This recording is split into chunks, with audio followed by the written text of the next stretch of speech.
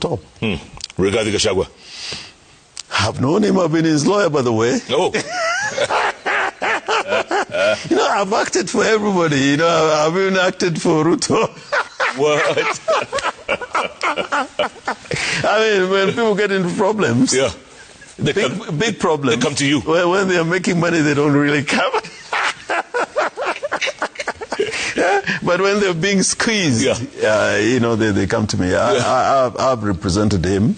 I think a lot of what he's saying is within the context of the fight they have with President Ruto. He has brought an awakening, particularly in central Kenya, about the false promises that President Ruto make. So we can't really take him for granted. He's saying a lot of things that only he can say. And get away with. Can he be president if the High Court rules for him? Well, he qualifies if the court rules. But I think it'd be a big disappointment for the president of Kenya again to be elected in the context of what has happened previously.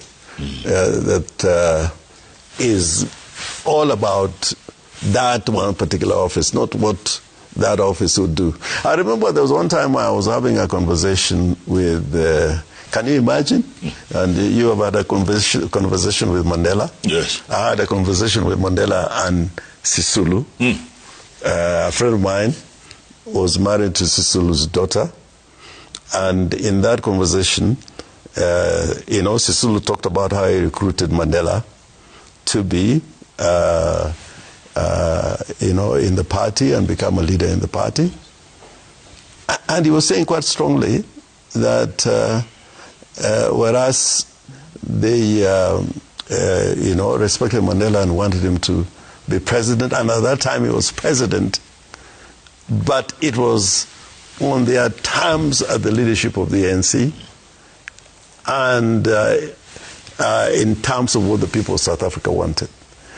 So it was not just building a godlike figure. Yeah. It was about accountability, responsibility. And this thing was being said in front of this great man. And I thought that Sisulu was going overboard until I was told at another sitting that actually the first family in South Africa, political family, was the Sisulu family. Wow. I think in Kenya, we should adopt a situation where if we get things right, like in the United States, look at those founders. Yeah. How many of them became presidents? After Washington, you had people James like Madison, Adams, Thomas Jefferson. John Adams. I mean, it can work here, but you were too angry and angry.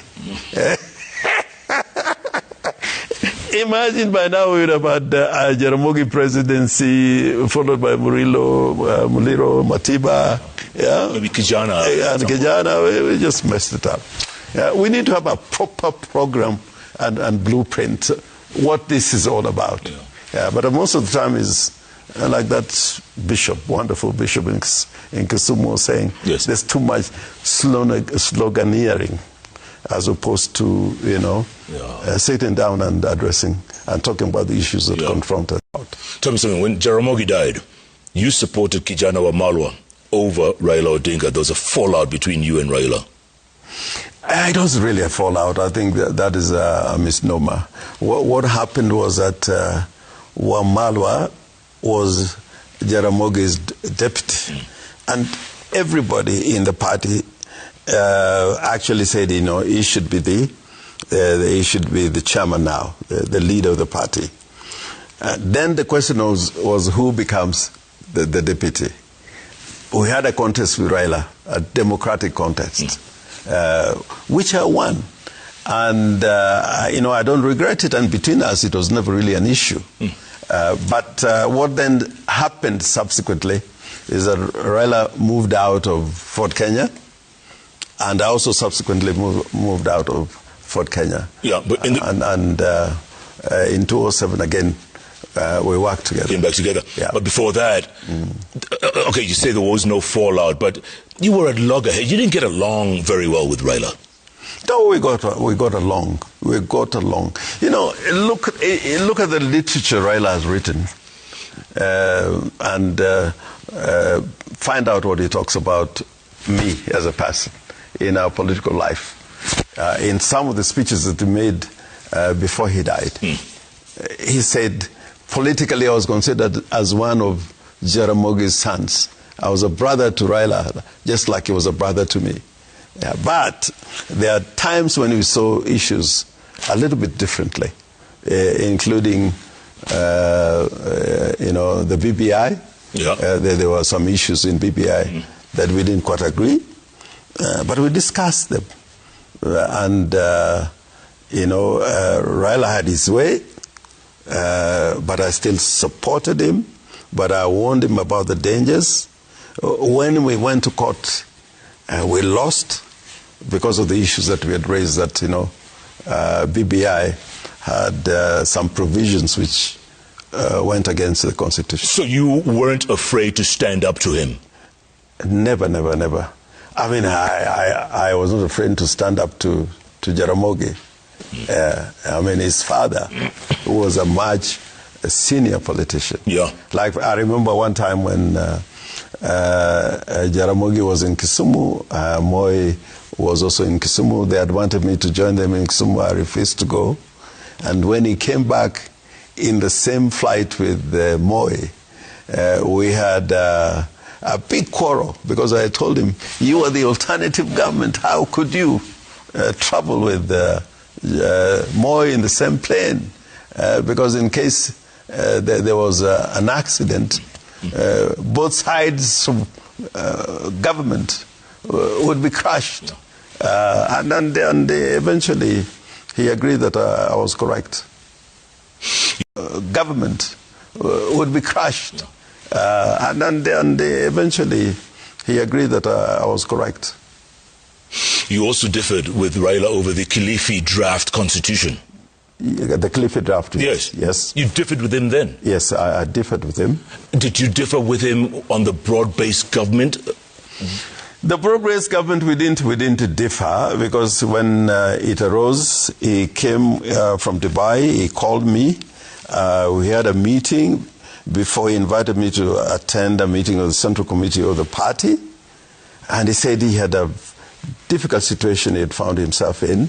He wanted to explain it to me, and I understood the point that he was trying to make, which was some of our people had been approached by President Ruto, and these guys had agreed to be recruited into his government.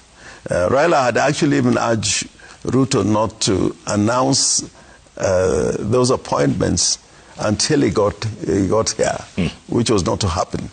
But he said if they went into government without the goodwill of the party, it will bring problems and division within the party.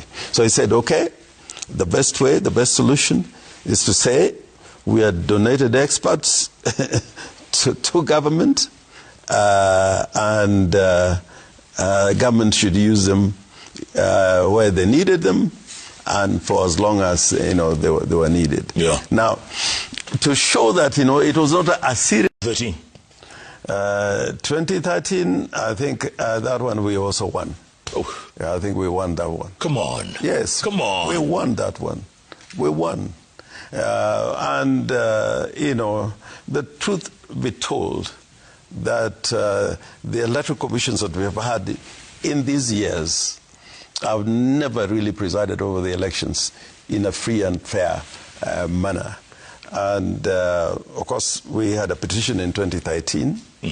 And why that election petition did not succeed partly is that we are not allowed a full inspection of the election documents and returns, which were brought to the KICC, and our people are not allowed to go through the returns, the documents, the forms, and we were not then able to present fully the evidence that should have made it quite clear that Raila won. And with all these losses continuous, 07, 13, 17, do you still have faith in the electoral system? I don't have faith as yet in the electoral system, but I have faith in the electoral law. One of the things that can make us have an accurate return of elections is technology. The Constitution of Kenya wants us to have transparency, accuracy, and proper counting of ballot papers. That can only happen in a system where technology plays a major role. And a country called Brazil, big country, when they hold elections, by the end of the day, by about 6, 7 in the evening, they're able to announce the results of the elections. It's a paperless election, and votes are counted as you vote. There may be fights over the results of the elections, but it's never on the voting and the counting. It could be violence, bribery, but never really on the electoral process. So I think if technology was allowed to play its role, as spelled out in the law, we can have free and fair elections. For example,